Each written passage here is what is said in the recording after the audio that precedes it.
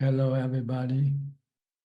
Welcome to another Dhamma meeting where we will discuss the Buddhist practices of charity, morality, and meditation. Everyone who is interested is welcome to join. We will start with our first participant, which is Kek Yenso from Penang. Kek.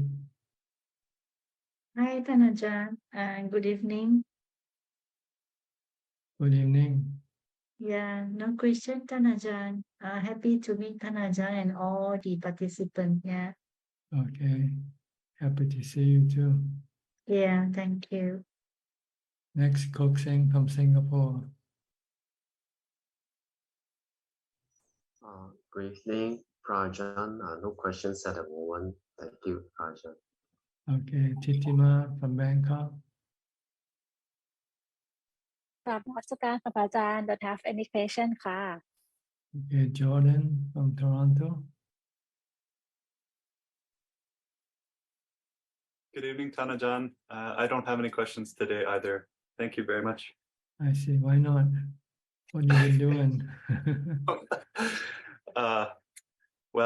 Sometimes I get to the meeting and I'm feeling a little bit tired, and it's hard for me to think of a question. What have you been doing? Well, I finished the work contract I had. I did decide to come to Thailand. I'm hoping to. I paid for 5 months worth of Thai language courses out of school in Bangkok. So you can get a visa. Yeah, exactly. Yeah, and so that I can try to learn, a bit of a foundation of Thai before I ordain in Thailand. You're sitting next to the immigration officer. Oh, yeah. So if you have Well, any maybe question, you can talk to her. If you need any help, maybe she can, when you're in Bangkok, in Thailand. I'm going to keep that in mind. Thank you. Yeah. I think she works at the Don Mueang Airport. Okay. Well, it's good. Good to have some allies. allies. Yeah, allies. So, did you have to shave your head for some reason, or you just do it? Oh, well, it was my birthday on Saturday, and I did a day-long meditation retreat at a local group here, and I just did it just to sort of start again, just to let go of the symbolic letting go of some attachment to my looks and that kind of thing. Yeah, it's good. And it indicates you're advancing in your practice. Oh, that's good. The further you advance, the shorter your hair becomes. Okay. Oh, that's very good. That's an indication.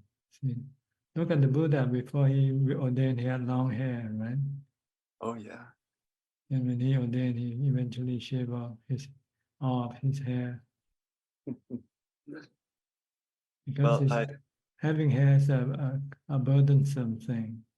You have to look after. I feel that way too. I don't do this because it's because I feel like it looks cool or anything. I just actually I find that it just reminds me of my deeper intention to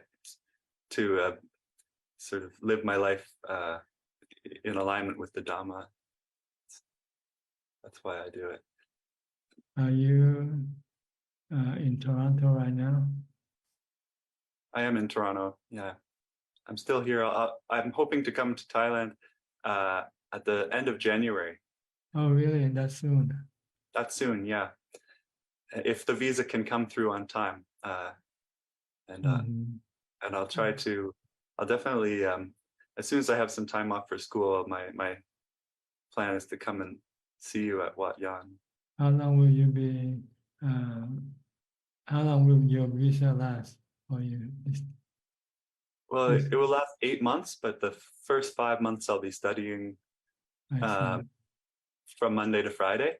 And then I'll have 3 months starting at the end of June where I can just go around and visit some different monasteries and try to find one that will take me, that feels right.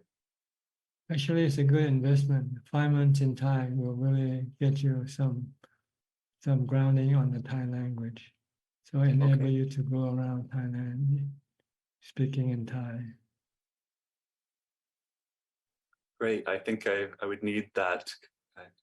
I'm worried that I can't learn a second language, but hopefully, I mean, I'm really motivated. So I think that going to school will be my best bet. Is the cost expensive? It's actually not too expensive. I mean, Canadian dollars, I'm just lucky that the Canadian dollar is worth more in Thailand. Mm-hmm. So it's affordable, let's put it that way. It is affordable, yeah. Yeah. I just need to find a place to live in Bangkok, but I'm not too worried about that. Yeah, Bangkok has plenty of apartments or condos that you can rent. Oh, that's great. Guest houses. Okay. Find one that near the public transport there. Okay. And you can get around easily. Yeah, so hopefully someplace close to the school or public transit. I heard that. Well, there was someone who lived at a temple in Bangkok, a layperson who thought. I think it was. I can't remember the name of the temple. It's actually what. You might be able to stay in a temple. You can find a monk who will take you in. That would be good. You know, that could be supportive. Yeah, so you can also work as like a preceptor, helping the monk, and then after then you can go to school also that way. They'll save you some money and give you a good environment to stay in, because temples are much more quiet than if you have to stay in guest houses or something like that, some places like that. Right. That sounds good. Thank you, Ajahn. I'm going to visit with my dad. We're going to see to Tisarana Monastery. It's a monastery near Ottawa in Ontario here. Yes. Today we're driving there to offer part of the meal, and just because they're closing up for the winter, we want to go see them there. There's a good teacher there, Ajahn Dhamma, really wonderful, and really great monks. I haven't been in 2 years, so I'm looking forward to going and paying my respects. Okay, good. Maybe after you get to Thailand, you can drop by and say hello. I will. Okay, see you Okay, then. thank you. Okay. You don't study 7 days a week anyway, right? You have weekend off, so you can always go around. Not too far from Pattaya. Yeah, Maybe a couple hours. yeah. So on the weekend, you can come up and spend the time on Khao Chion. Thank you, Tanajan. Okay. Good luck to you. Hope everything work out. And Thank you so much. Okay, see you next January. Okay, next, Nantali from Thailand, from Pattaya also. กราบนมัสการเจ้าค่ะพระอาจารย์ just come to listening Okay. ค่ะคุณเจ้าค่ะ Go to Malaysia, Philip. Good time, Ajahn. Just listening in tonight. Okay. Since later. Go to Dubai and Aparachita.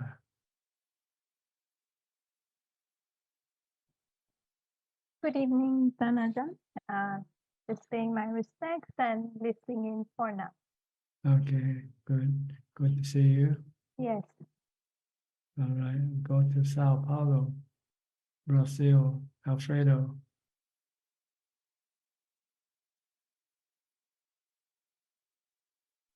Hi, Bante. Hi. How are you doing? Okay. Mhm. Lonely, né, Bante? Lonely.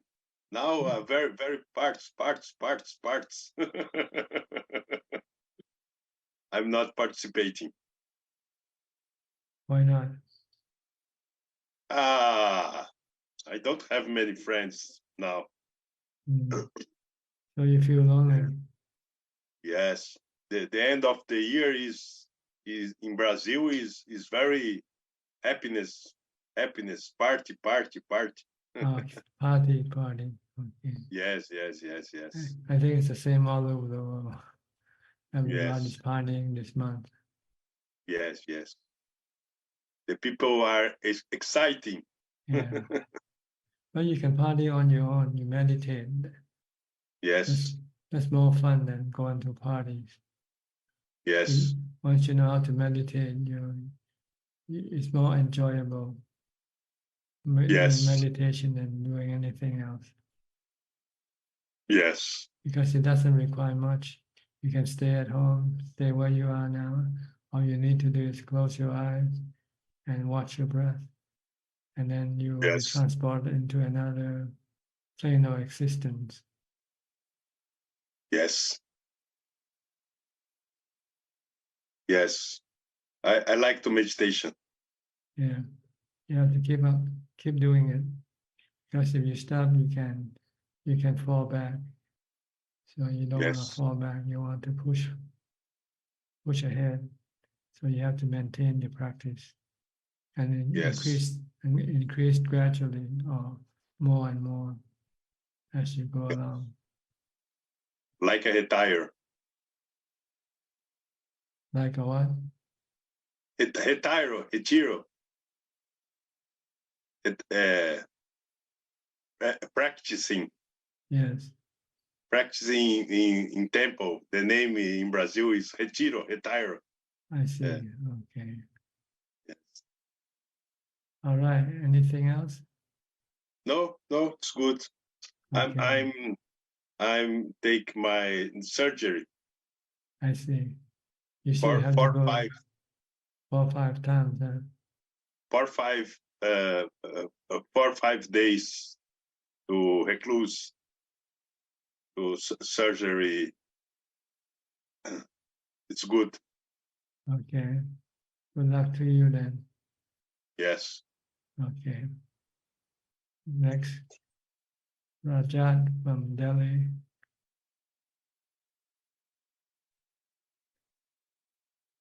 Good evening, Ajahn. How are you? I'm very well, and I would like to wish you Merry Christmas beforehand. Why? It's very much in the air in I India see. as well. I So see. We don't celebrate Christmas. We are Buddhists. yes, I know it is. It's a well, everyone's happy here, and I don't go to parties. And there was a year when the 31st party time was on, and I had gone to the Thai monastery, and they were chanting there late into the night, and so I just stayed on. And Mhm. after that, I didn't feel like going to any parties. So I came right back home, and it was very, very pleasant. So yes, and I plan to, spend my Christmas Eve in a similar way. So that's how it is. And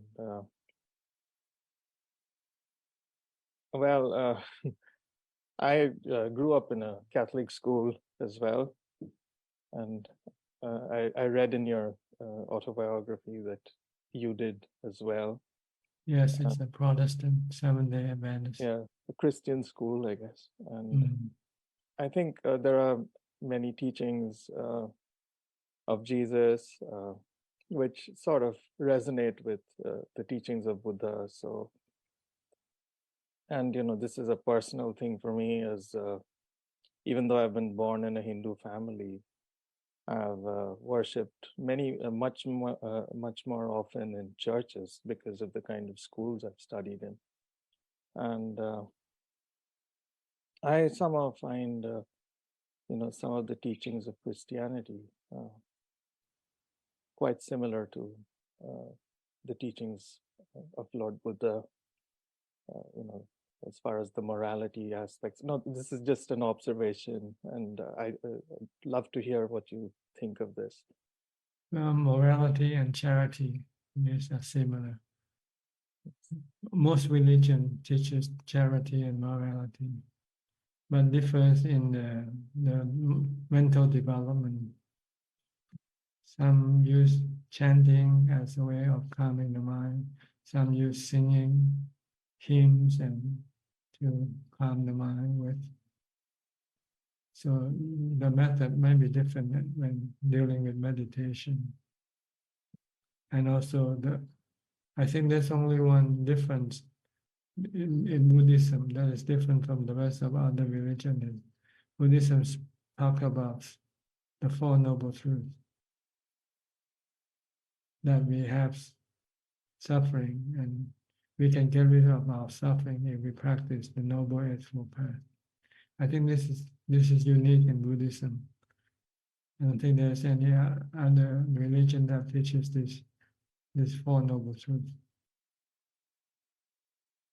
Yes, none that I know of, Ajahn. That is true. It's very unique. But the other two levels, they are similar: charity, morality, and meditation. But wisdom, this is different.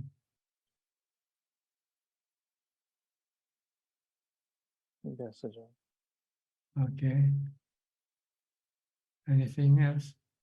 Yeah, well, I had a few questions, and one is about I've seen pregnant women attending sometimes meditation retreats, and then after that they practice regularly, and some of them seem to benefit in the process of giving birth to the child. And what is the effect on the child when such things happen, when the mother meditates while she's pregnant?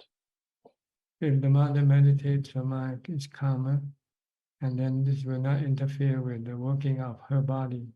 Her body will work more smoothly. So this will enable a good environment for the baby to grow in physically. But as far as mental part of the baby, that has no effect whatsoever. Right. Okay. There's one more question, and that is, that concerns living in a family. And sometimes you might sense that somebody is going through a certain problem, and you might sense a solution, which you might think in terms of the Buddha's teaching. But everyone in the family may not agree with your practice or may not be a part of it. So how can you, help such a person? It's very difficult to hold back what one wants to say sometimes when you're close to the person. It's like having money and you want to give them money, but they don't want to accept it. What you can do with the money? Yes. You keep it, right? If they don't want it, what can you do? Right. Okay. Is there any way of helping with metta bhavana or something like that? Well, you can try to be useful to them in the way that they appreciate. But whether this will solve the problem or not, that's another story.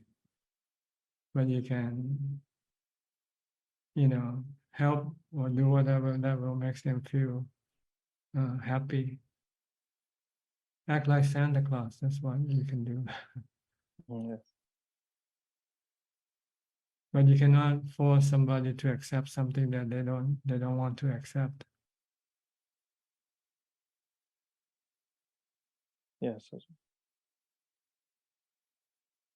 Neither do you, right? You don't want to accept something that you don't want to accept.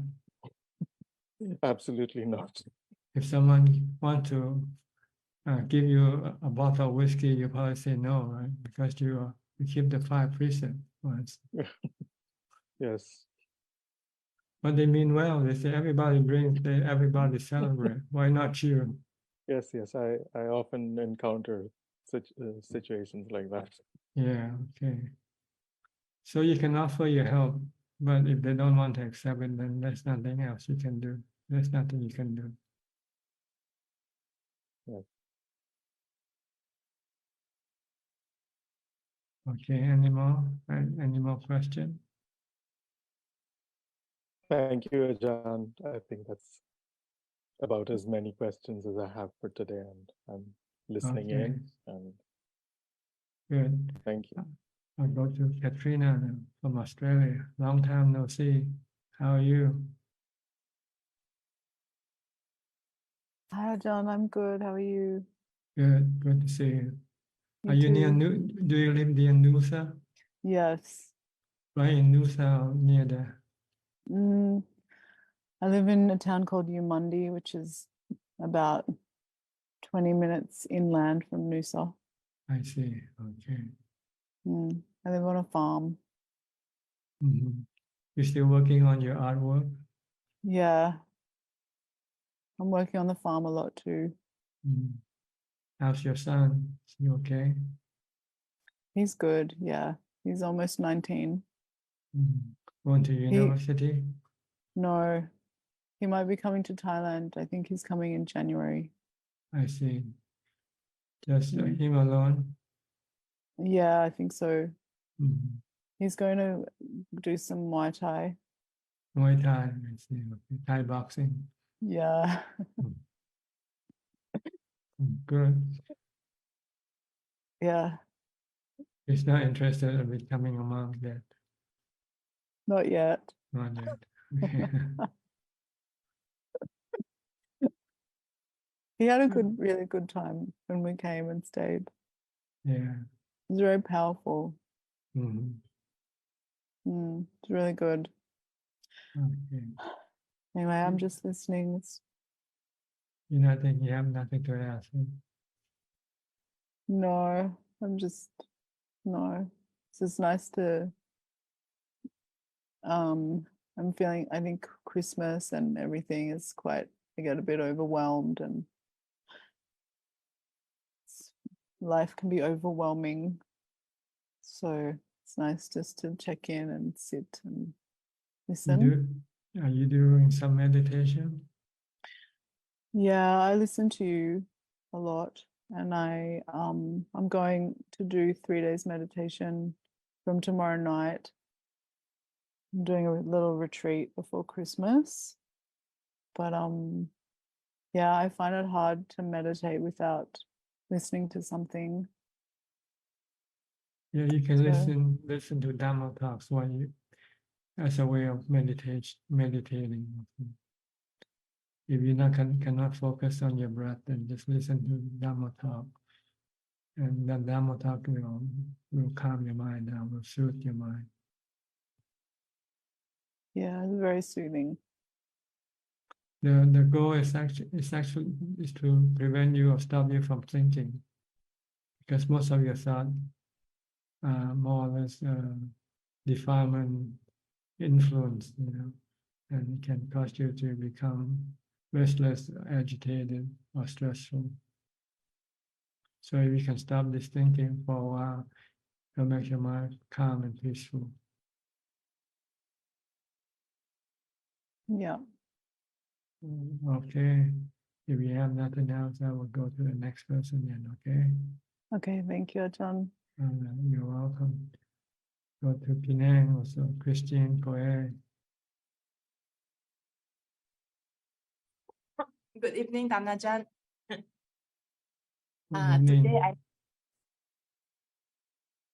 evening.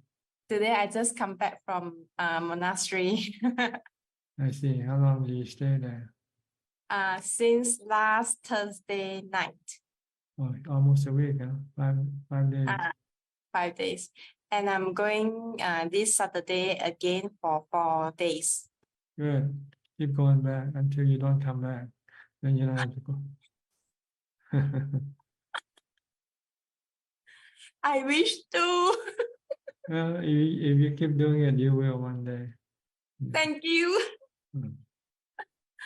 I feel so happy, internal peace, and I really don't mean to compare. It's so happy and Yeah. peaceful. Good. You'll find that staying in the monastery is much more beneficial than staying at home. Yes. Although it's very simple life, but very peaceful and contented, and I don't know how to describe. Yes, the peace you have is much more worth much more than the money you have, because money cannot give you peace and happiness. Yes. And I'm happy that my meditation also got improvement. Yes, it will, as long as you keep doing it more and more. And in the monastery, it's a good environment for meditation practice. Yes, true. So good. Keep going back. Try to abandon your home. Make it a goal. One day you're not going to come back to this house anymore. We are homeless. Homeless. But I have always one bad perception, saying that because the family always say, oh, when you old, if you cannot achieve, nobody take care of you, all the negative comment, because they worry about me lah. Oh, you don't have to worry. As long as you can stay in the monastery, there will be somebody looking after you. People in the monastery look after each other. People who support the monastery will also help. So don't worry. As long as you can keep on your practice and show a good example of yourself to other people, people will admire and respect and want to support you. Yes, sir, I will keep on going and keep my meditation improving. Good. Okay. Today I have no question. I'm so thankful to Ajahn. Thank you. Okay, you're welcome. Next, Gary from Singapore. Good evening, Ajahn. No Okay. questions today. Okay, go to your neighbor then, Melinda, also from Singapore.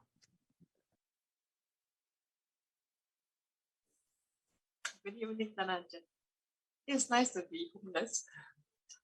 Okay. Not yet there. Not yet there. Okay. You also go to the monastery now? Sometimes, not as.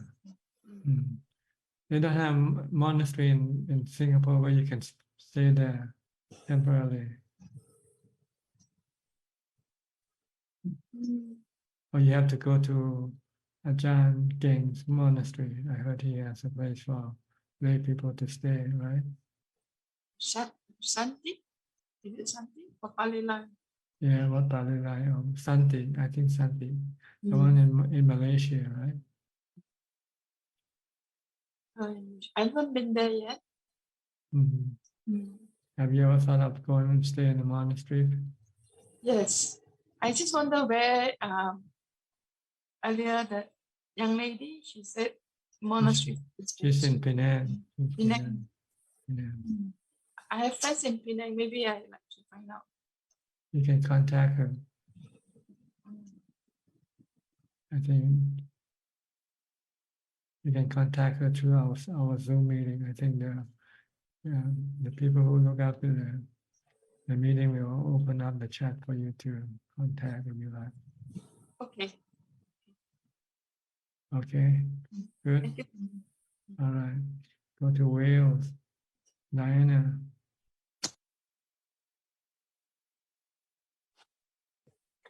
Greetings, Ajahn. I have no questions, just preparing for lots of family coming to visit for Christmas. Okay. Hope you enjoy the holiday. Thank you. I Okay. think it would be nice to see the family. Yes, everybody is looking forward to this day. Mm. And a few days later also, they look forward to go back. I know. They can't wait to come and they can't wait to go back. Yes. After they see you for a few days, they get enough of you. So Yes, that's right. that's how it is, right? You don't It- miss something that you have. You always miss something you don't have. Yeah. Yeah.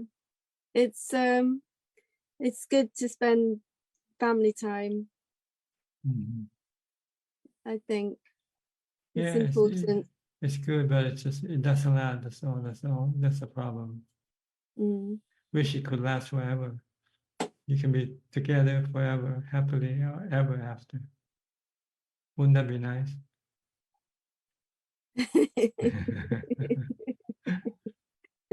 Do you have holidays there now too? Well, Thai celebrate almost, all types of holidays. New Year's holiday, Chinese New Year holiday, Christmas, anything they can celebrate. They like to celebrate here in Thailand. Except for Buddhists who are honest, who are serious Buddhists, then they will keep to their Buddhist practices. Well, thank you, Tanajan. Okay. Happy holiday. Thank you. Okay. Next, Intan from Indonesia. Intan, how are you, Intan? I am fine, Ajahn. Any- Today I have no question, Ajahn. Okay.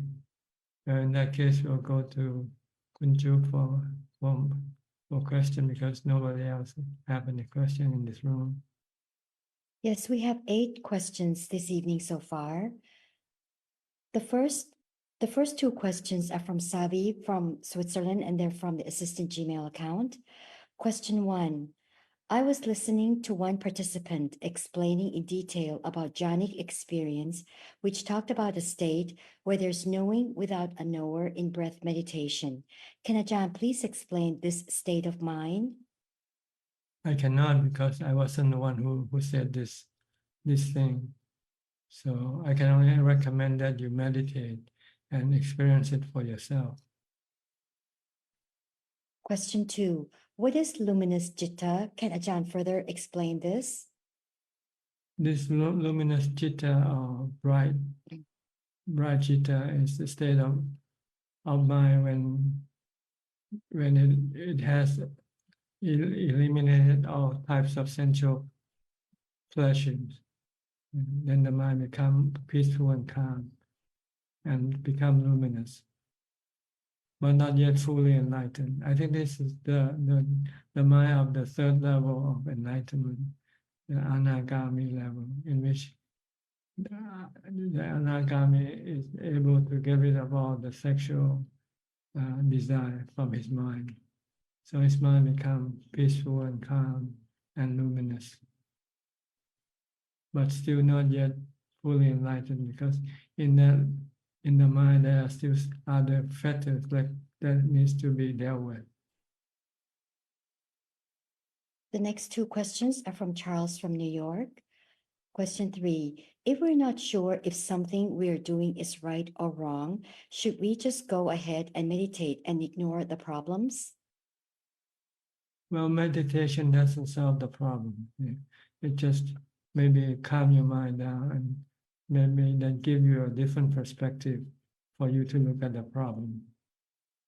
When you are restless and agitated, you might look at the problem one way. But after you have calmed your mind, then you might have a different perspective at your problem, and you might be able to see a way or an answer to that problem. So there's a second part to that question, and if the meditation can give us the answer and let us know if it is truly something worth worrying about. Yes, if you cannot, if you don't know in the first place, then just better just to leave it alone, and maybe meditate and calm your mind down. Once your mind becomes calm, then you might be able to see things in a different light. Question 4. Are there beings bound to stay in samsara eternally?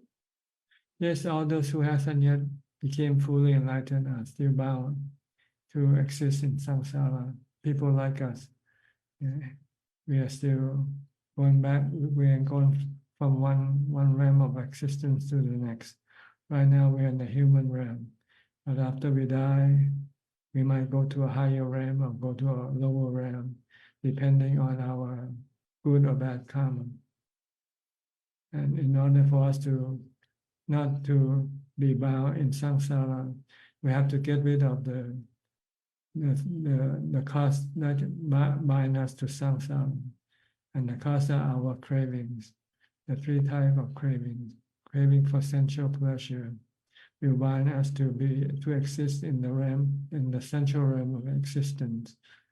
Our cravings for rupa jhana will bind us to exist in the form of the Brahma realm of existence.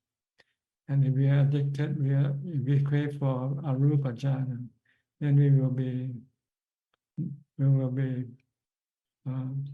tied to the realm of arupa Brahma, a formless realm of existence. See, so you have to somehow manage to get rid of all these 3 types of cravings. Then you will not be bound in the 3 realms of existence anymore.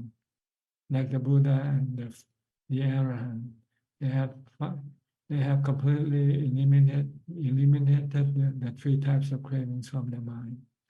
So they don't have to come back and exist in samsara anymore. The next 3 questions are from Samanji. Question 5.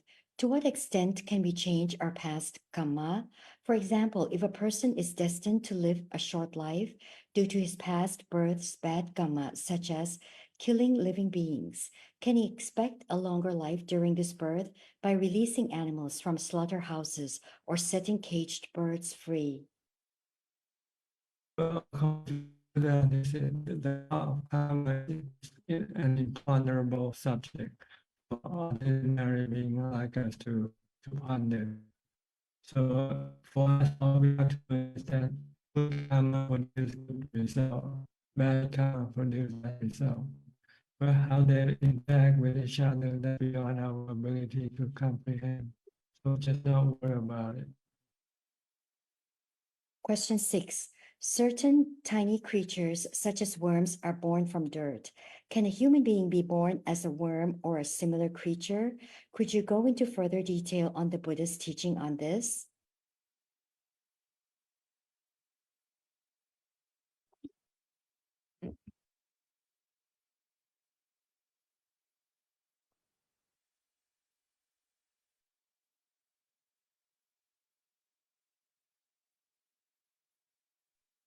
Okay, my Zoom program just went off temporarily and it's back on right now.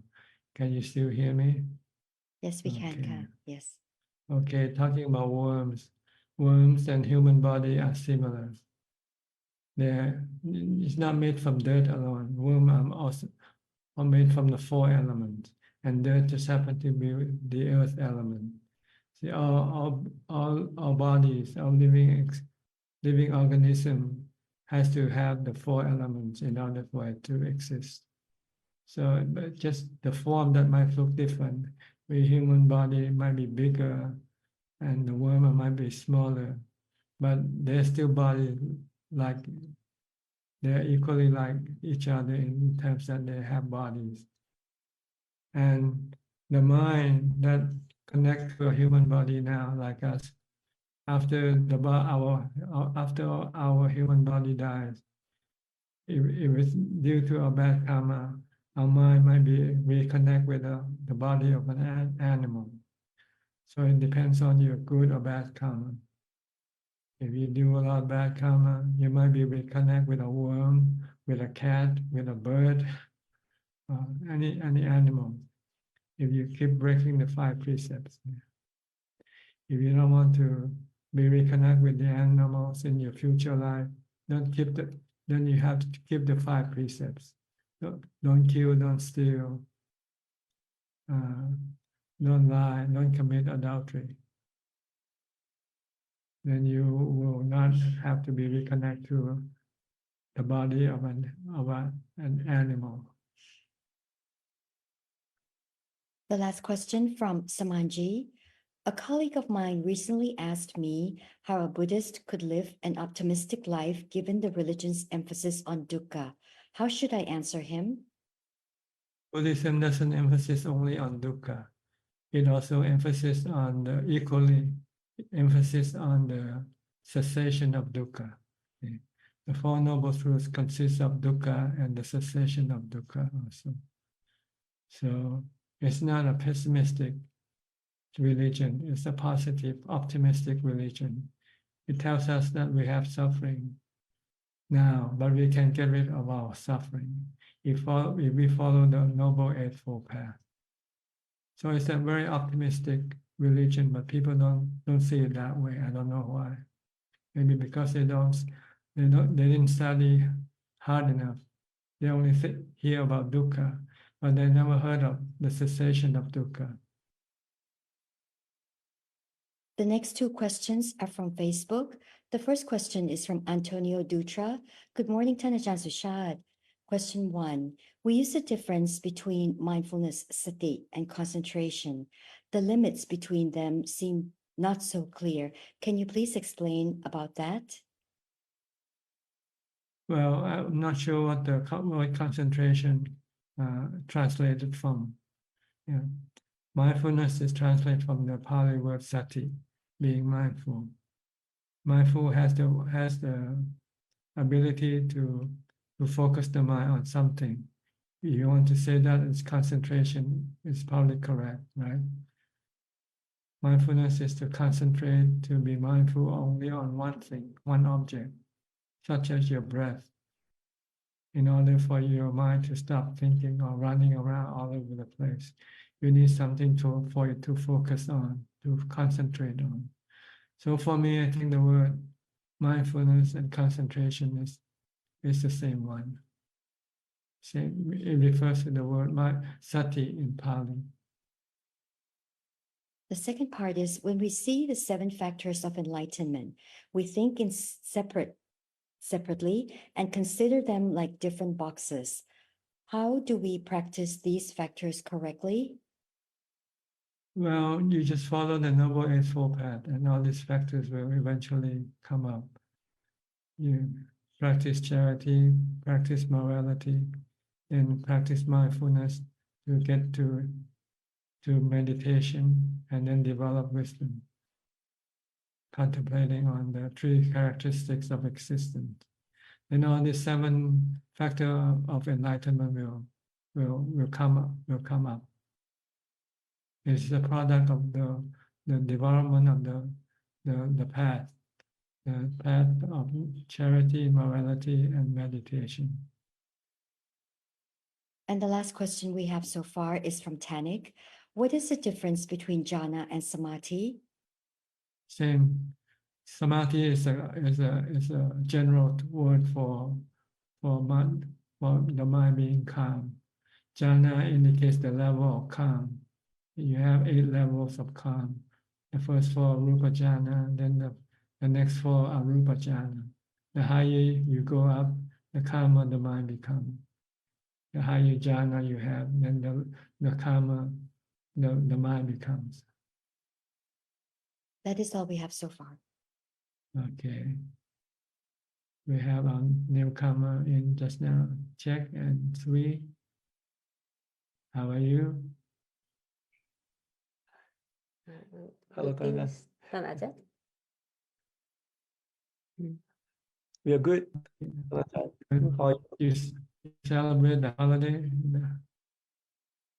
No. You know?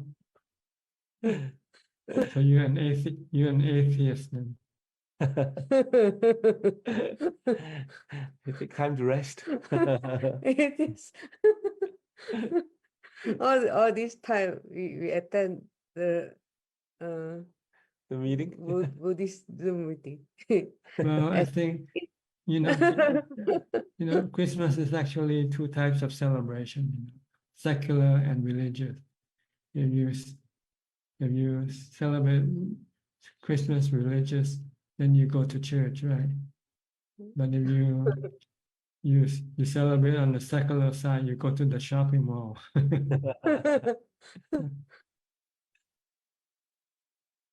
So at least you go to the shopping mall, right? Don't you? Not recently, but I do it I shop earlier. But you exchange gifts, right? Maybe on New Year's instead of on Christmas.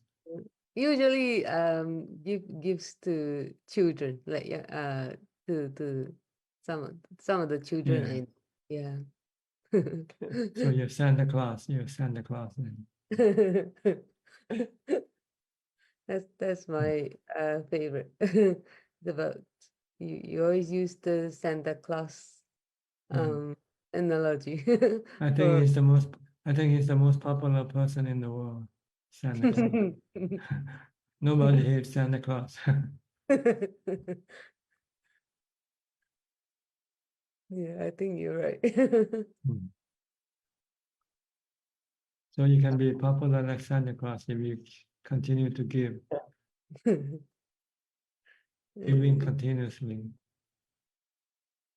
It's better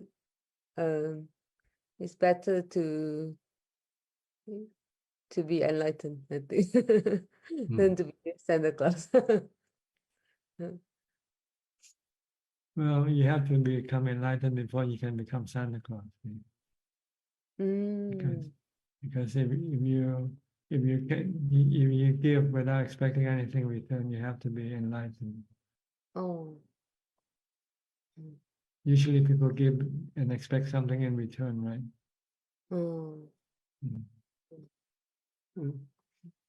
But Buddha and his noble disciple, they give without expecting anything in return. They give Dhamma. The gift of Dhamma is the best gift of all, right? And they don't charge you any money for giving Dhamma talks.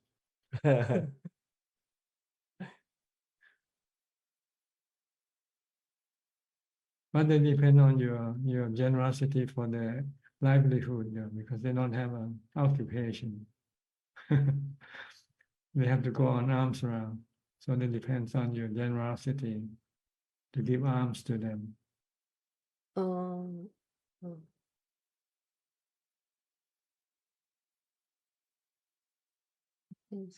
Yeah, and then Ajahn, like when we give, should we just start cultivate like not like expecting anything in return, even That's though right. like Even the result that you get from the act itself, you don't have to expect it. It comes automatically. It's like eating. When you eat, you don't expect to be full, right? You know you're gonna be full. You keep on eating. but if we are mindful enough, then we know we are full.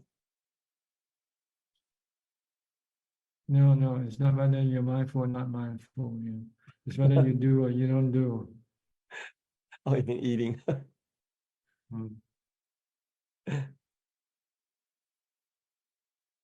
And any question tonight? Yeah, in terms of meditation, like if like I meditate like for 1 hour and then we cultivate this like good feeling, and then after coming out from meditation, right? So that feeling kind of like disappears. Is it because like our sankhara is acting out, like we get all this back to our mind? That's right. When you meditate, you stop your sankhara. So when you stop meditating, you allow your sankhara to start working again. It's like driving a car. if you step on the brake, the car stops, right? Yes. When you let go of the brake, the car keeps running again. Ah. So if you want to keep it if you want to maintain it to become to be still, then you have to maintain your mindfulness even after you come out of your meditation. Then you will be able to maintain the certain amount of calm, maybe not as much as you were sitting still, because when you move, you have to use sankhara to move your body and to do things. But at least you try to keep it within a certain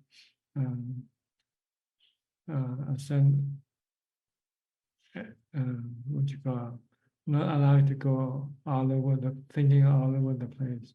Just allow it to only focus on what is the body is doing only. So you can still have some calm, but not as much as when you sit and meditate. But if you come out, you don't maintain mindfulness, you just go and start thinking about everything, anything you want to think about, then the calm that you have will quickly disappear from your mind. And eventually you might start to have stress or anxiety, restlessness or agitation.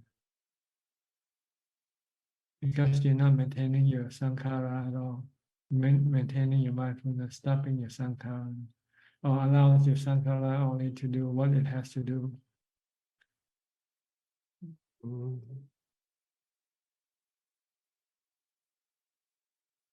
So usually if you're a serious meditator, after you come out of meditation, you continue on with your mindfulness. Maybe if you have to do something, cooking, just focus on your cooking, concentrate on your cooking. If you have to wash dishes or do something, just concentrate on that only. Don't let your mind go think about other things. And you will be able to maintain a certain amount of calm, because this activity usually don't cause you any restlessness or agitation. It's only when you start thinking about money, thinking about the uncertainty of life, then this will cause you to have anxiety and worry.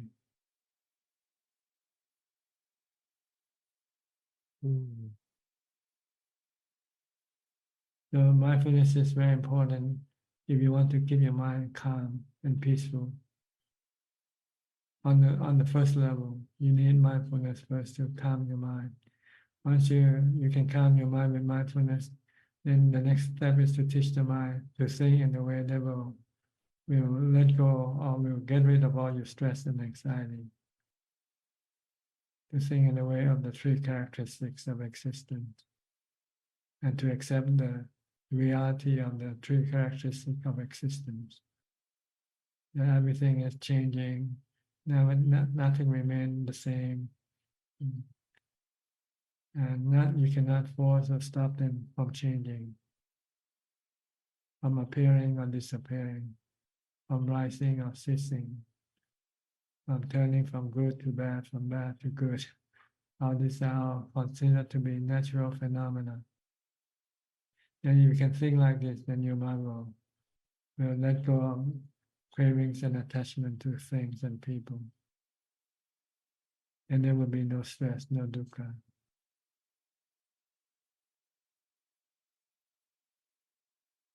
Like when you think of your body, it's going to get old, going to get sick, it's going to die. This is anicca. And can you stop it from happening? No. This is anatta. You have to see the body in terms of anicca, anatta, and there will be no dukkha. But if you see in terms of something you can manage, something you can stop, then you will have dukkha, because you know actually you cannot really stop them when things happen. Your stress come from your desire to manage things that you cannot control, or control things that you cannot control, like your body. Why are you so afraid of getting sick? Can you stop it yourself from not getting sick? You cannot. So why be afraid of it? Why not learn how to how to cope with it, how to face it when it comes up.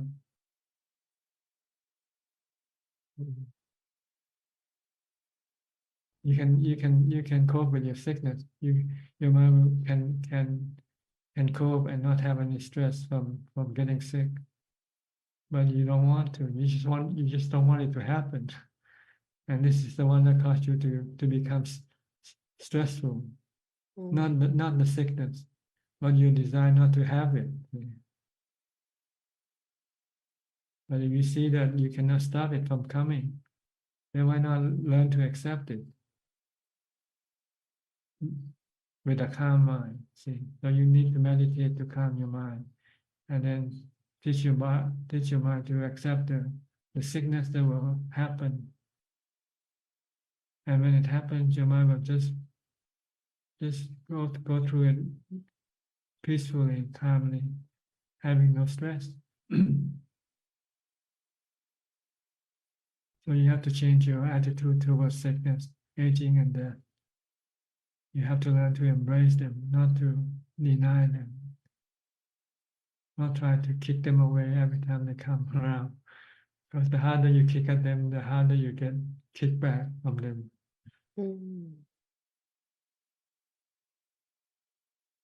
But if you embrace them, then you have happiness with them. See? Embrace aging, embrace sickness, embrace death. What else can you do? It's going to happen. If you embrace, you're happy. If you try to kick it away, you get stressful. Which one you want? Stress or peace?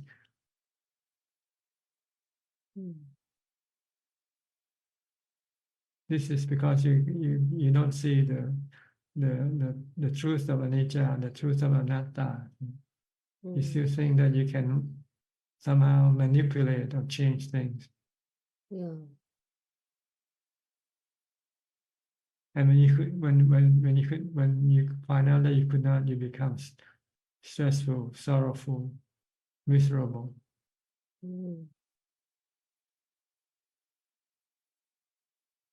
So learn to accept anicca, anatta by practicing meditation, by mindfulness meditation to calm your mind and keep your mind calm while you accept these things.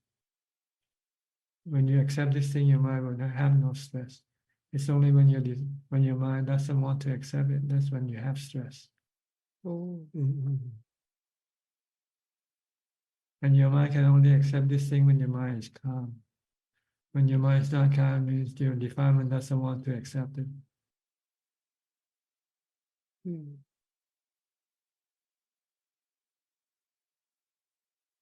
Okay? I'm not sure why we talk about this thing. We were talking about something else. Yeah, I was thinking, Tan Ajahn, when you said we don't accept, the aging, sickness, is that a vibhava tanha in our mind? Yes, vibhava tanha. Okay. Craving for not being old, not being sick, not being there.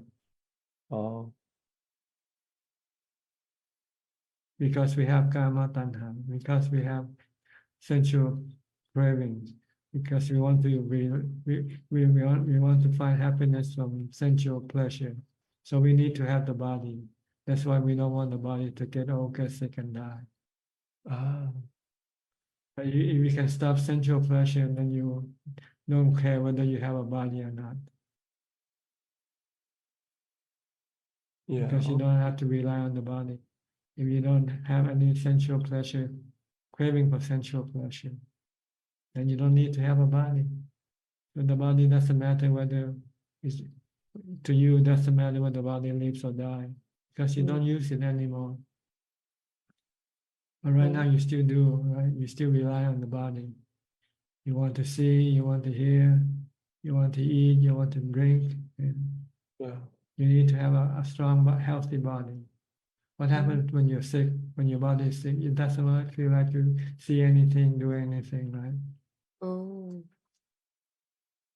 That's why we don't want to get sick. Because because of our craving for sensual pleasure. Yeah. So we have Oh. to change our craving from for sensual pleasure to craving for jhana instead. See? Then when we can find pleasure from jhana, then we don't have to have sensual pleasure. So Yeah. we can then leave the body alone. Doesn't have to rely on the body.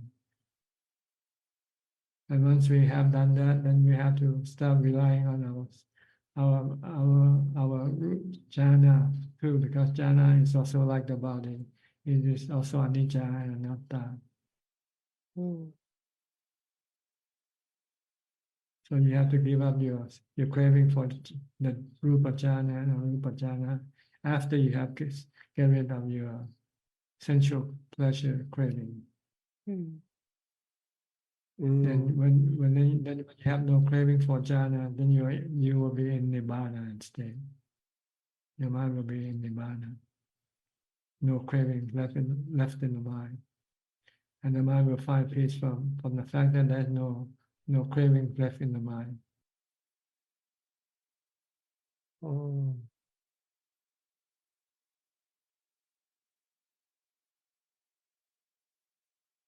Do you understand? Yeah. You have to get rid of these three cravings, but first by giving up the sensual craving, by relying on the jhana cravings instead. Once you have get rid of the sensual craving, then you have to get rid of your jhana cravings also. By seeing it as being anicca, dukkha, anatta. Because sometimes you can enter into jhana, sometimes you cannot. Jhana is not reliable, not dependable. It can still give you dukkha if you rely on jhana. So when you stop relying on jhana, then you have nothing to rely. You don't have to rely on anything anymore. So your mind becomes nibbana, peaceful permanently, peaceful all the time.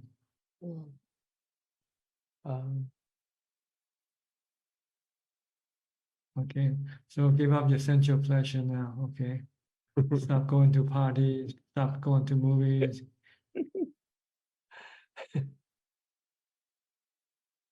Seek no pleasure from the sensual objects. Seek pleasure from meditation instead. Go live in a monastery. Stay separately, divorce, become a homeless, like me. Before I used to be like you. I used to go to parties. I like to drink. I like to smoke. I like to. Yeah. But then after a while, I realized it's useless. It's just it's a vicious circle you run around. You seek for sensual pleasure, and then after you get pleasure, then you feel satisfied briefly. Then you become dissatisfied again. Then you have to go seek for more sensual pleasure. You just keep running round and round the circle, not getting anywhere.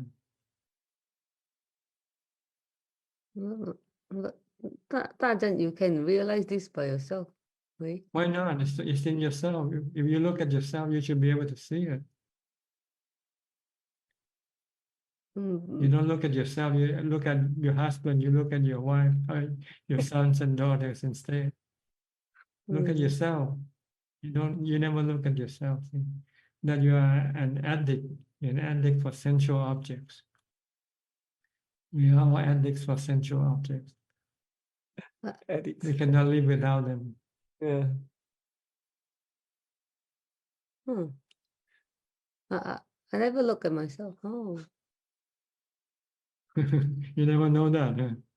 You only look at your body. Every time you look in the mirror, you look at yourself. But you never look at your mind. You never look at your mind. When you crave, you don't know you're craving. Yeah. You do it automatically. When you want to drink something, you just grab and drink it. Yeah.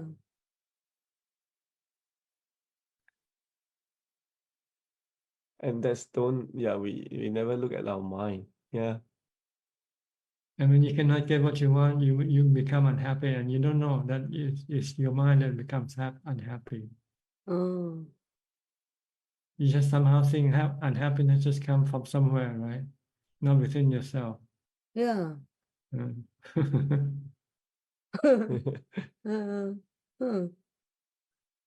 it- yeah, I Same thing never. that happen. Same thing that happens. You think your happiness came because you get something, right? Oh, Because you satisfy your cravings by getting something, then you get happiness. And when you cannot get when you cannot get what you want, you get unhappiness. yeah. It's all in your mind from your cravings. Mm. Yeah, it has become a second nature, Tanajan, for us, until we don't even realize. Even though we know, but it's so deep, like.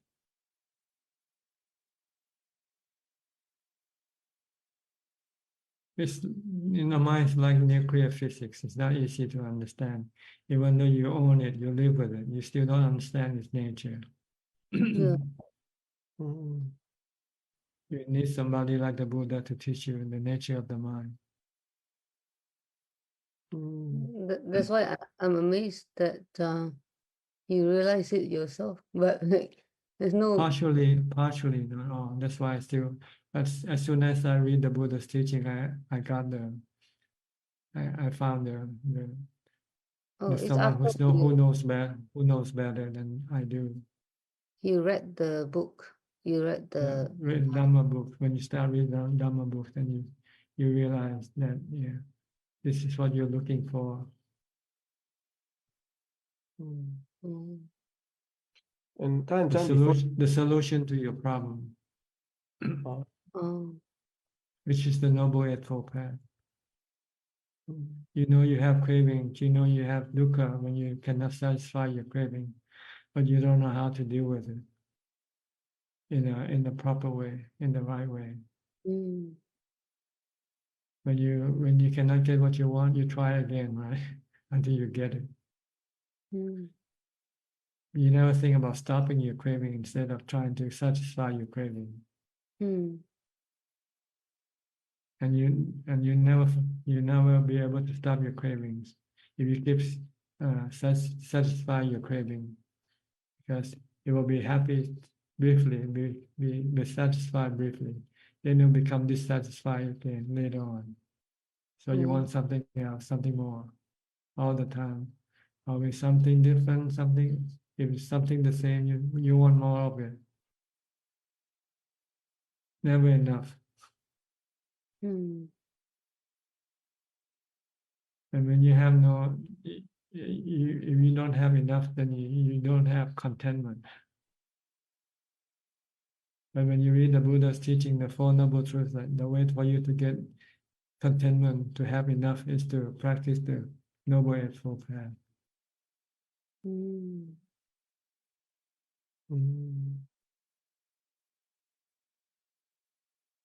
Okay, I'll give somebody else a chance to ask. Yes. We can come back later. Yeah, thank you, Tanajan. Yeah, you've been waiting. Where are you? You driving somewhere, going someplace? Are you on the holiday now? Came to work, but bit delayed, so we parked the car outside and thought we'll join. Yes, we thought we'll join him. I see. I thought you might be closed down for the holiday. Not yet. On Friday. Friday. Friday. Yeah. So nice to listen to you, Tanajan. Yeah, the last segment was really good. So powerful and so profound. It really hit us hard. Thank you so much. I think it's answered all the questions we had in the back of our mind. Yes, I was going to ask the same thing, and then you answered. So I'm so happy. That's because, and because we were we both we've been very much in the path, but somebody close to us, a good friend, was sick, and we were sort of very involved. So especially me, more than Pia, I kind of, when people are in trouble, I get very involved sometimes, maybe too much, I don't know, but sometimes when I I kind of, my meditation, I can't do the way I do. And, so I've been a little disturbed. So it really helped listening to you. Thank you so much, Ajahn. You have no question today? Yeah. In a way, I was listening to the last segment. So it's just sensual desire, craving. It's like a drug addict, pretty much. You are a sensual addict, right? So you can even kill or steal or do something to fulfill your sensual desire. The same does the drug addict, right? They do anything, cheat or something, right? Somebody wrote prescriptions and put my signature and ask for pain medication. He got caught. So they go all out for anything to get that same idea, right? Sensual addict. So we need a sensual, like Alcoholic Anonymous. Maybe we need a classes for sensual anonymous. I think that's the teaching of the, the Buddha, right?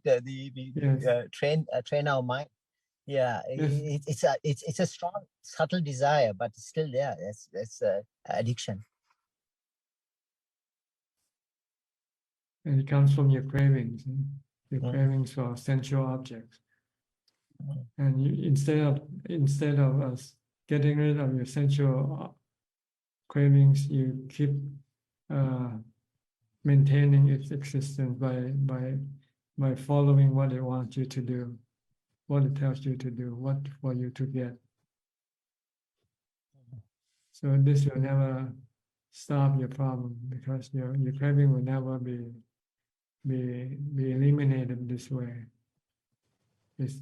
You're actually maintaining its existence by keep continuing do what you crave for. The only way to stop its existence is to not do what it craves for. But then you have to go through dukkha, which is very difficult for you to be able to withstand. Unless you have a tool, like the Buddha said, practice meditation. Use jhana to, where every time you have this sensual cravings, go into jhana and stay. Then you will eventually stop your cravings and get rid of them permanently. So craving for jhana, in a way, I mean, it's called a chanda iddhipada, your chanda, the desire. So it's a good thing. Buddha encourage chanda, right, in a good way, not the craving, not the negative, like a craving for unskillful desire, but it's a more like a skillful way of getting rid of, eventually getting into inside. So you need that for replacement. Otherwise, sensual desire is the one the common person going after. But once you get to jhana, there's a replacement for you. Buddha was not very, unkind for us to just say, get rid of it. But he said, okay, I'll give you a replacement better, but you need to let go of that too eventually. But it's just a temporary station. It's a tool that you have to give up once you have fixed your initial problem, which is your sensual desire. Once you have fixed that problem, then you have to give up the tools, the jhanas, which is easy. If you could give up your sensual pleasure, then it's easy to give up your sensual your jhanas. Yeah. So kind of hindrances start fading away, and you enter samadhi. I guess the other thing, the inside part, I have a question now. Sometimes you had this insight, but it does wean away when you come to day-to-day life activity. But can you repeatedly reinforce your mind with this? We know it's true. We know this is empty, but still we get caught by, again, maybe it's a lack of mindfulness, lack of practice, or like not lack of wisdom, reinforcing the mind. This is the truth. We know it's the truth, but again, we just lose it. Why is it there? Because you allow your cravings to function, to work without mindfulness. When you have mindfulness, you can control your cravings. You can reduce, you can slow it down, but you cannot get rid of of cravings with mindfulness alone. You have to, you need wisdom to be able to get rid of your cravings permanently. You have to know the reason why you should not crave. And the reason for you should not crave because it creates stress for you. Yes. And you don't want stress. So every time you have doesn't craving, really, you should stop it. it doesn't really satisfy you. It's like the dog licking the bone. Buddha calls it like you keep licking, but there's no meat in it. Like you keep going for it. Like the carrot and the donkey. Yes. Carrot in front of donkey. What you crave for is just like the carrot, you know. Once you got the carrot, then it moves away from you again. There's always something you want. First, you want to be a doctor, then you want to be a specialist, then you want to be it never ends. a famous surgeon or whatever. And now I have to retire. Yeah. And now you want to meditate. Yes. I hope. But this is a good way though. If you want to meditate, probably it's good. The thing is, Tanajan, like we have, honestly, like stopped many things. Like we are sort of, we try to lead a very, very skillfully, but time lot and of time times, again, like storms. time and time again, yes, storms come up, especially when some, like a very good friend Family who's like member. family or like some family members, they go, like you can't just ignore too, and then kind of sometimes you do beyond what you should do. Maybe that's also craving. So I how don't to know. wither storm is also practice, right? These storms, you can't stop the storms, right? These keep coming. Family or whatever who comes into your life suddenly is a storm, right? So, I mean, that's again, I guess you have to use the Dhamma. Maybe this is a teaching, or maybe this is the exercise we have to see whether what we already learned, is it working? You have to leave the house and go live in the monastery. Then no one will visit you. Because there's nothing for them to do when they go to a monastery. They only I have would to love meditate. to. I would love to, but just can't do that also because Can't abandon them. Why not? Look at the Buddha. He left the palace. If you stay in the I palace, know. you have to have parties almost every night. I know, Buddha is Tanajan. a special case. I think Yes. we are not that We are special. trying. We are trying. Why not? You can be like him. You can be like him. That's why we take him as our model. Buddhang Yes. saranang gacchami. The Buddha Yeah. is my model, my teacher. What he does, I should do the same way. If you want to be like him, isn't that what you want? To be enlightened? Yes. Yes. Okay. So what you're clinging to then for? Why are you clinging to other things for? It's true. It's a I habit. realized it this Nature time. of the habit, I think. Yeah, Habits. but very Yeah, I difficult. think the I guess if we knew everything we know now when we were young, we would have done what you did. But sometimes, like it's very difficult. Like We have to work backwards now. Yeah. You know.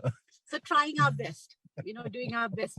But it's just that I think what happened to me was very peaceful. I was meditating so well. And so now, like The storm again, when storms hit, like what my problem is, like I'm craving for meditation and go back to my And another peaceful life. suffering. Yeah. So that again became a bit of a suffering. But listening to you, I realized many things. So I'm going to start practicing all that. Thank you. Yeah, just start practicing mindfulness. As soon as you wake up, Bhutto, Yes. Bhutto, right away. Yes. Or keep Yes. focus on what your body is doing. Yes. Yes. Then if you can keep it up, then your mind will be more calm and peaceful and less rely on your sensual objects for your pleasure. It's very Thank you, simple. sir. Mindfulness is the key. Yes. The Buddha said That- mindfulness is the most important Dhamma. Absolutely. Yes. That I have realized. And I But think the never use suffering. it. Never use it. You realize mindfulness is, but you never use it. Yeah, I think the lack of practice. I guess the more you I guess the mind goes to all these thought worlds. So that's a lack of mindfulness, and that's the suffering. But these thought worlds are not giving answers to us. Sometimes it's more suffering.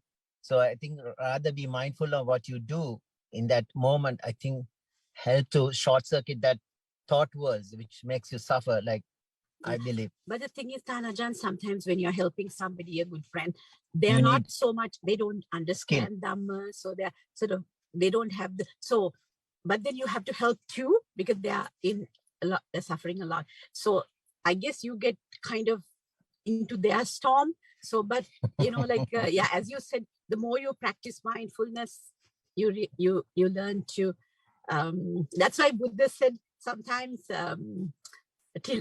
when you have wounds in your hands, you shouldn't touch poison. touch poison, something like that. You know? So we still have cuts in our hands. So yes. Yeah, you should go wash your hand. maybe we have gloves. I have lots of gloves. I know.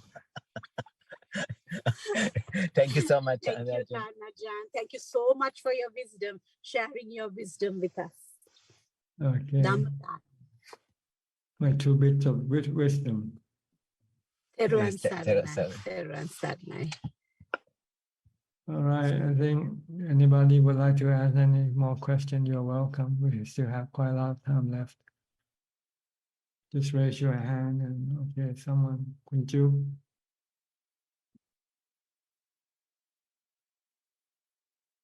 Go ahead, Kunju. Yes, we have a question that just came in from Facebook from Lee Tekwa. Hi, Tanajan. When I'm caught in a place where songs are being played and the songs sometimes make me sad and emotional, what should I do to stop this kind of feelings from arising? I can't stop the songs and I can't leave the place. So what can I do to stop the bad feelings from arising? Thank you. First, if you have an earplug, you should put an earplug in your ears to reduce the sound coming into your ear. And then try to use Bhutto, recite the Bhutto, keep reciting Bhutto, and don't pay attention to what you can still hear. That is all. Okay.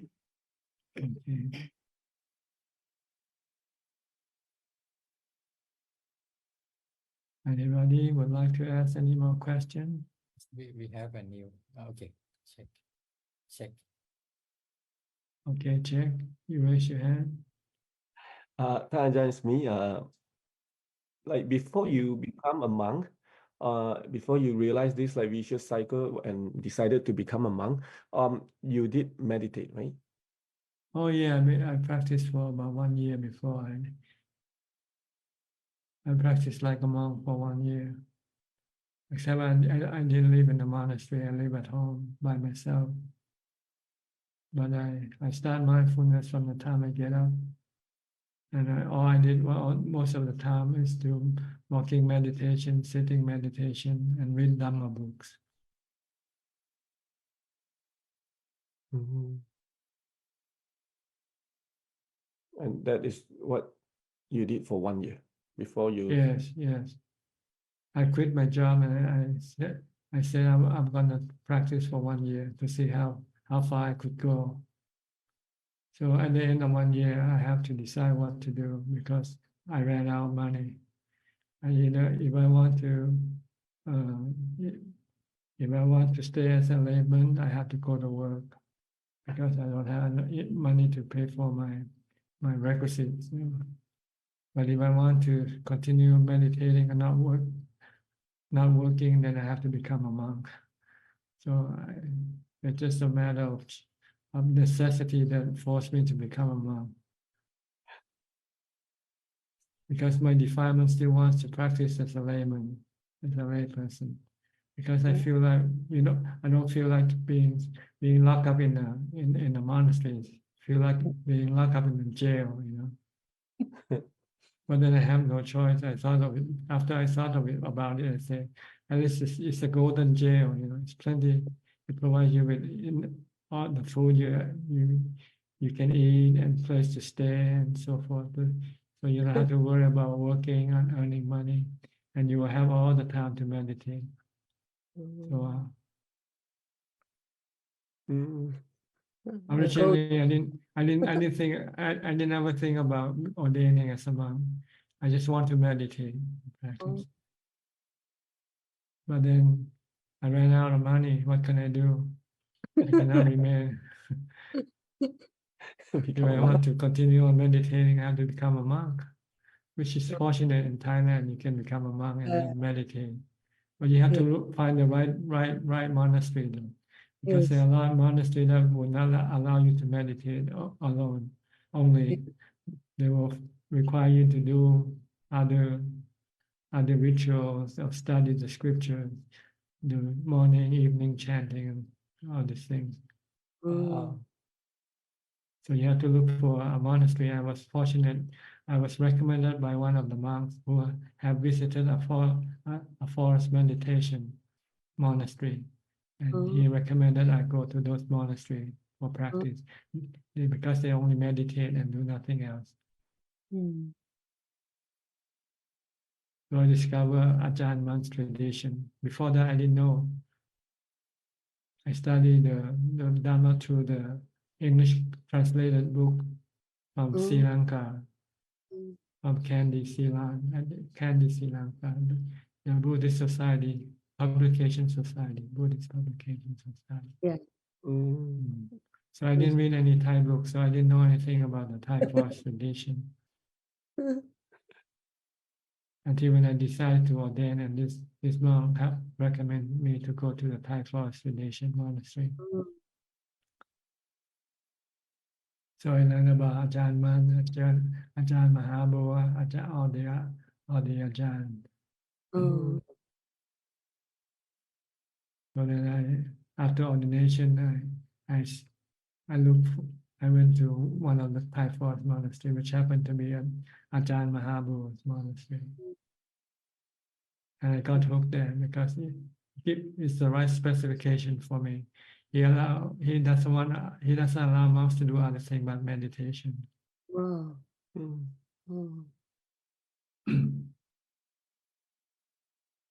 very, very, very fortunate. My Dhamma path seemed to be somehow prepared for me. All I have to do is just walk.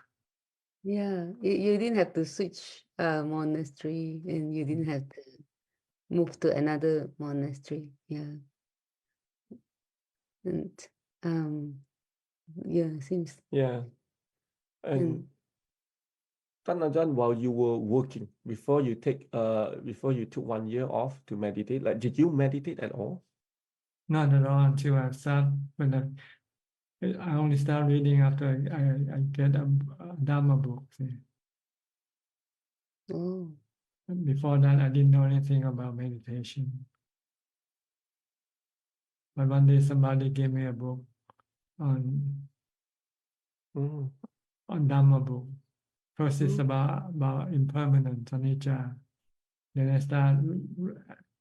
start asking for more Dhamma books, and then eventually lead me to the practice of meditation. When eventually I got a book on the four foundation of mindfulness. Then I find that that's the book that's like a manual for meditation practice. So I follow the four foundation of mindfulness instruction when I meditate alone for 1 year. I use the four foundation of mindfulness as my teacher. You just go right away to meditate for 1 year, 1 year far out. Yeah. After I read Dhamma books for 3 months, I think, and then I asked myself, what are you doing? You've been reading about meditation and you never do any meditation. So I put down the book and start meditating from that time on.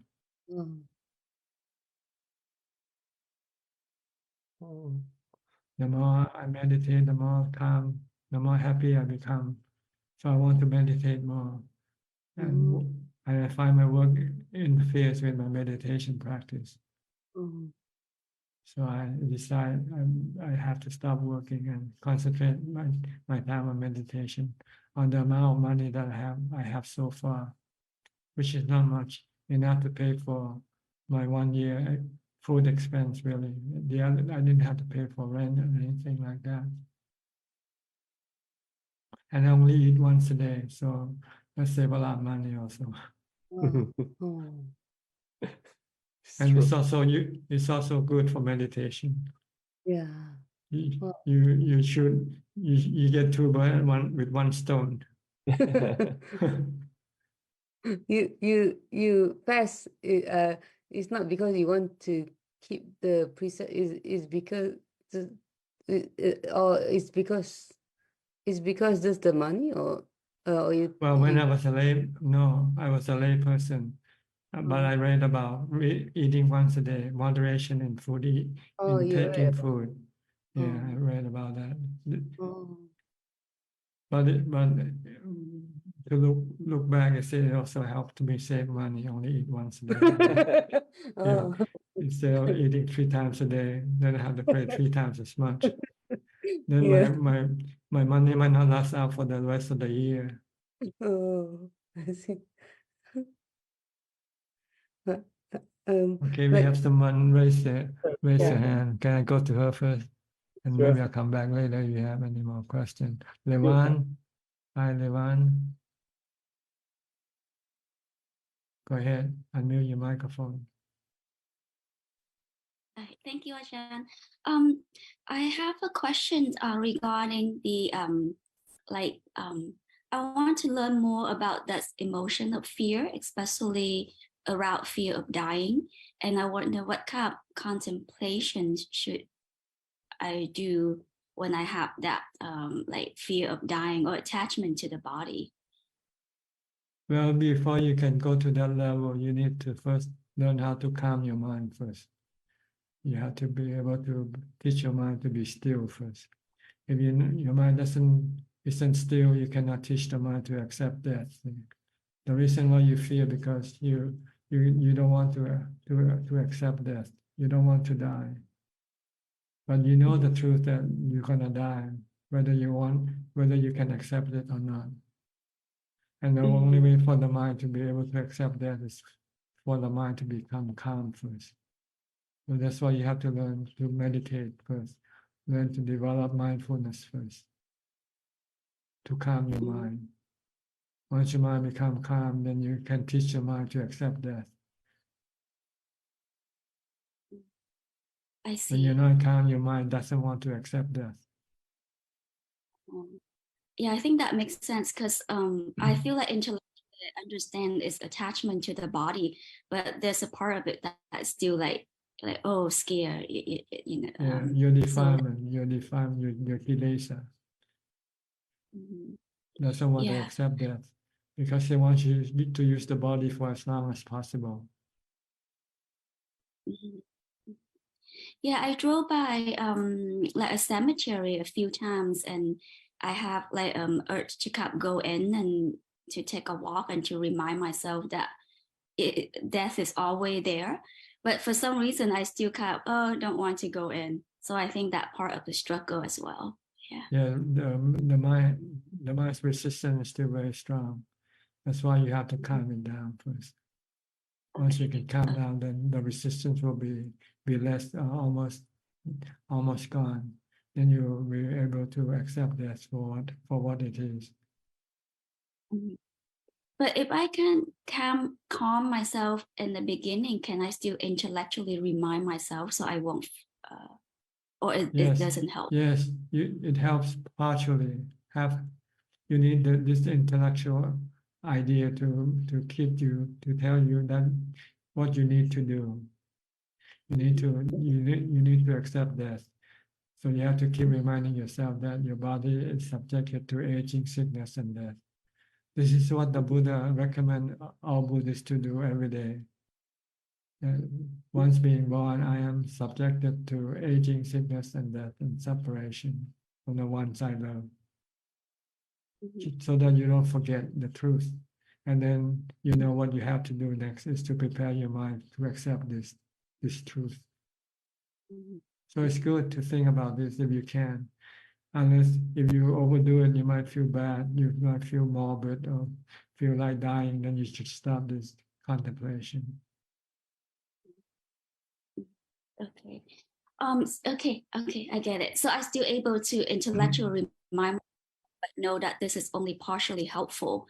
The risk will go away if I'm able to calm your mind, still your mind. and then eventually it will let go in a Yes, later stage. Once you calm your mind, then you can accept that. Then I the have next step is to prove to yourself that you have actually accepted death by exposing yourself to some type of this risk, like stay in the forest alone or in the cemetery alone, and see whether your fear will still arise or not. The cemetery here is not that scary, but sometimes just seeing a lot of the names, like the whole big field are full of names of people dying, it just I think it's more emotionally that, oh wow, this is where people are gonna end up, but it's nothing scary. Maybe go to the wood or the forest, camping in the forest alone. Okay, that later. Sleeping in the wild. That's later. Okay. Later, I mean later. That's the last stage. That's when you want to take the final examination. First, you do the preparation first. Do the homework first. By teaching your mind that you have to die, and see if your mind can accept it or not on that level. Once you feel that it can accept that, then you have to go take the next level to prove it to yourself without any uncertainty that yes, actually I have not, I accept that, I have no fear of death anymore. And So the fear is the Go ahead. fear more of, or it's like a craving or desire. Well, the fear is the product of your craving, your craving for the body to last, to live forever. Because you rely on your body for your existence and for your happiness. Without your body, you don't know how to be happy. That's why you have to learn to be happy without your body first, by meditation. When you meditate, you can become happy by not relying on the body. Once you can do that, then you can give up your body. I have a question. Like when you have to make a very difficult choice, some people say that it's better to be to enter into meditation and then the solution will come up naturally. But I also heard that sometimes we have to make an educated, basically get the most information and think about it. Normally, which way, or can I use both to come up with the solutions? I wonder. You mean to stop your fear? Well, when you meditate, you stop your fear temporarily. You stop your fear temporarily. But to stop your fear permanently, you need to have the wisdom to see the truth of anicca, of impermanence, of anatta. That the body is a natural phenomenon. It's not really you. It's just your servant. You're using the body to satisfy your craving with. That's all. But it's not you. You are the mind. So once you understand it, then you say, when the body dies, I don't die with the body. So why should I be afraid of dying? And you also know that you have to die. The body has to die anyway, whether you like it or not. So with this information, it will allow you to be able to accept that. Okay, I get it. We need both part, the wisdom and the calm. Okay. Yes, you need both. First, you develop the calm first, then you go to the wisdom level. Okay, yeah. Thank you, Ajahn. Thank you. Okay, you're welcome. I wonder where Sulan today. Is she coming yet? She hasn't come in yet. Huh? Okay. All right, anybody else? We still have some more time left, so don't hesitate. Okay, Kunchup again. Yes, we have one question that just came in from Kaiser Nirgen. Ajahn, do you believe in spiritual transmission through touch or eye contact? I don't know what you mean by spiritual transmission, really. If you think of transmitting your spirit from your body to the next body, I don't think that's possible. Yeah. Okay. That's all, Ka. That's that. That's all, Ka. Your spirit is stick with your body until it dies. Then it will go and reconnect with a new body, a new birth. But when you're still alive, you cannot send your spirit away from your body.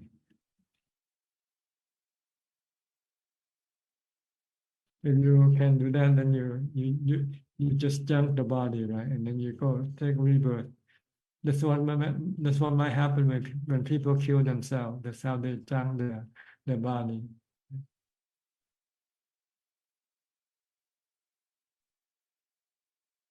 But you shouldn't do that because it's because it's delusional to do things like that. Don't solve your problem that way. The way to solve your problem is to understand the nature of the body, that it is impermanent, that it is not you. You are not the body. This is the only way to solve the problem, your problem with the body, with aging, sickness, and death. Okay, Rajan, you raise your hand. Unmute your microphone first. Yes, there's always a tendency, no matter how wisely we might try to think, that our meditation is going to sometimes deliver our samsaric solutions. Ajahn, how do we work with that? Work with what the knowledge that you said. Somewhere, if you're going through some illness, you tend to say, okay, I'm going to go and meditate, and you're hoping that you're going to be cured. And although you do know that you should be working on developing equanimity and just allowing it to run its course, and different crises, we sort of think. That's because your delusion still working. See? Your mind is not calm enough, so it allows the delusion to come out. But if you can meditate until you still the mind, then this thought will not be able to come out. Then you don't hope. You just take whatever you get. You cannot hope with the body. With the natural phenomena, you cannot hope. They give you what they want to give you, and you have to accept what they give you. If you don't want to have any stress.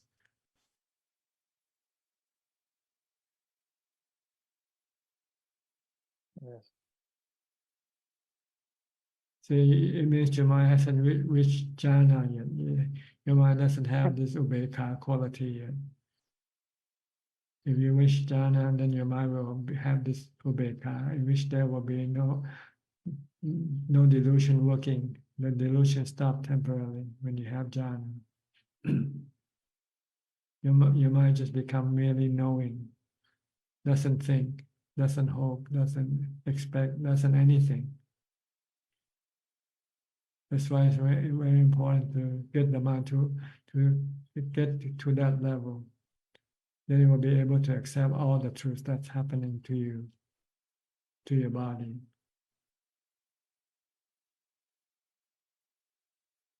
So practice mindfulness and stop thinking. Stop thinking about all these things, because you're just running around in circle. It isn't the way to solve your problem. The way to solve your problem is first to calm your mind.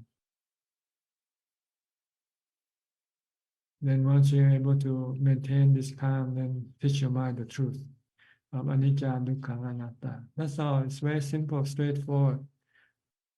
But we don't want to stick to it. We want to imagine about different methods, different routes to go around it. This is the middle way. The Buddha stick to the middle way. Don't go to the left. Don't go to the right.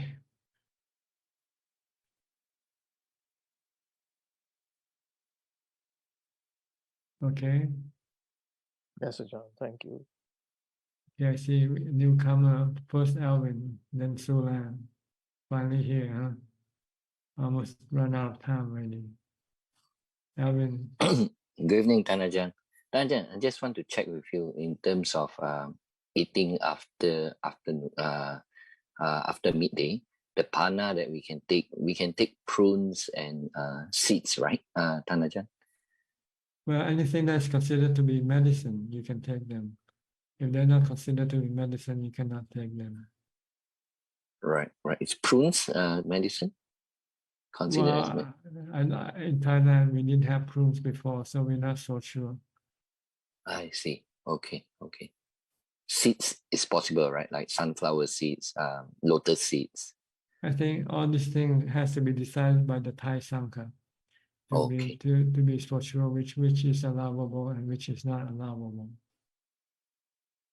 Okay, thanks, Tanajan. Because there are so many new products coming out and claim to be medicine. So for us, we have to follow the monastic or the Sangha code.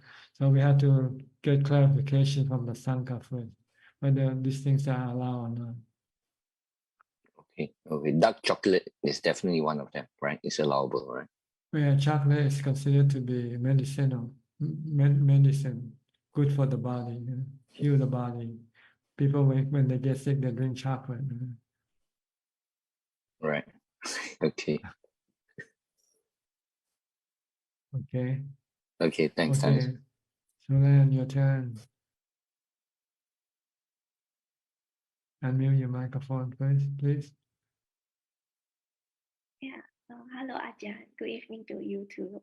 Yeah, good to see you. How are you? Yeah, it's good to see. Yeah.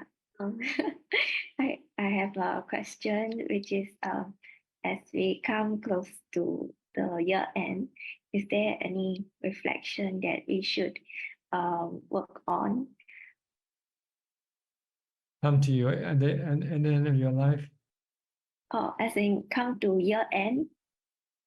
Year end. Yeah. You reflect that this is anicca. Time keep running out for you. You have less time left to live, less time left to practice. So better hurry up. Oh, okay. That's a very wise reflection.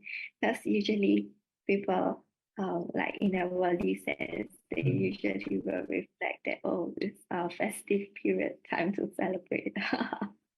The Buddha said that as you see the days and the years gone by, you should ask yourself, what am I doing now? Am I meditating? Am I practicing the Noble Eightfold Path? Or am I going after money and wealth and so forth? Okay, so that's the correct reflection we should have. That's right. So if you go in the wrong direction, then you should take a U-turn and come back to the. If you go after money, then you should come back and go after dana instead. Oh, yes, that's a very good reflection. If you go on a holiday, you should instead go to the monastery to meditate. Take a U-turn. Make a U-turn. If you want to go in the right direction, you have to take a U-turn. If you go in the wrong direction, right? When you know that you're going on the wrong direction, you have to take a U-turn. So that you can go on the right direction. True. Yes. I feel like sometimes like the worldly pleasure, it can be like, makes us very excited, like to plan on the next holiday. And then, very easy to forget about the correct direction.